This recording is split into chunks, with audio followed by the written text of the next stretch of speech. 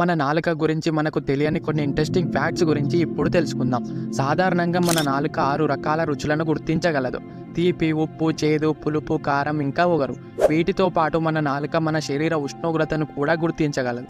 మన నాలుక ఎలా పనిచేస్తుంది అంటే, నాలుక పైన చిన్న చిన్న రంధ్రాలు ఉంటాయి. వాటితో మన టేస్ట్ని గుర్తించగలం.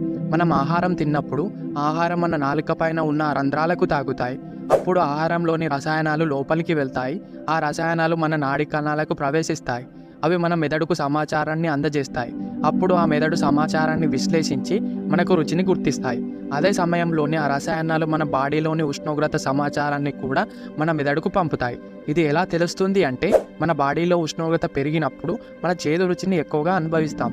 దీనివల్ల వేడిగా ఉన్న ఆహారం తినటం మానేసి చల్లగా ఉన్న ఆహారం తినడానికి ఇష్టపడతాం. అదే ఉష్ణోగ్రత తగ్గినప్పుడు తీపి రుచిని ఎక్కువగా అనుభవిస్తాం. దీనివల్ల శరీరానికి శక్తిని అందజేసే తీపి ఆహారం